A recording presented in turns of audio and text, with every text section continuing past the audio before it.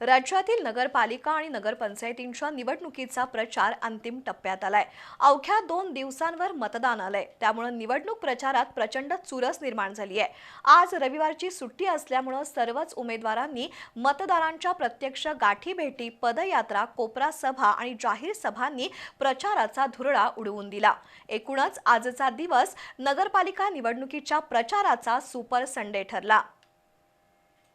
राज्यातील नगरपालिका, नगरपरिषद आणि नगरपंचायतींच्या निवडणुकीच्या प्रचारात राजकीय ईर्ष्या शिगेला पोहोचली आहे। मतदारांच्या गाठीभेटी, प्रचार सभा, पदयात्रा, मोटरसायकल रॅली, कोपरा सभा घेतल्या जात आहेत। विविध राजकीय पक्षांमध्ये फोडाफोडीच्या राजकारणाला वेग आलाय। कोल्हापूर जिल्ह्यातील 13 नगरपालिका आणि नगरपंचायतींच्या निवडणुकीची प्रक्रिया सुरू आहे। या निवडणुकीसाठी 2 डिसेंबर रोजी मतदान होणार आहे। नगरीचा सेवक होण्यासाठीची ईर्ष्या टोकाला पोहोचली आहे। आज रविवार असल्यानं सुट्टीची संधी साधत उमेदवारांनी मतदारांच्या प्रत्यक्ष भेटीला प्राधान्य दिलंय। घरोघरी जाऊन मतदारांचा आशीर्वाद घेण्याचा प्रयत्न केला। आपलं निवडणूक चिन्ह आणि भूमिका पटवून देण्याचा प्रयत्न केला। काही ठिकाणी मोटरसायकल रॅली आणि पदयात्रा काढण्यात आल्या। राजकीय पक्षांचे झेंडे आणि निवडणूक चिन्ह या निमित्तानं मतदारांपर्यंत पोहोचवण्याचा प्रयत्न झाला। कोपरा सभा आणि जाहीर सभाही ठिकठिकाणी झाल्या।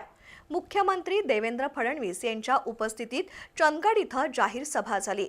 नामदार चंद्रकांतदादा पाटील, खासदार धनंजय महाडिक, आमदार अमल महाडिक, राहुल आवाडे, प्रकाश आवाडे यांनी भाजपच्या उमेदवारांसाठी प्रचार सभा घेतल्या।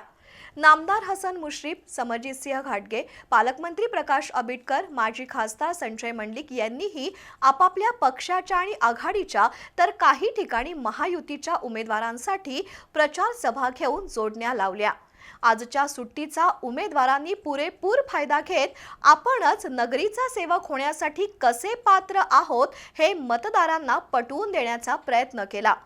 पदयात्रा, रॅली, झेंडे, प्रचार सभा आणि प्रत्यक्ष गाठीभेटीच्या माध्यमातून प्रचाराची राळ उडवून देत आजचा रविवार विविध राजकीय पक्ष, उमेदवार आणि त्यांच्या समर्थकांनी प्रचाराचा सुपर संडे बनवला।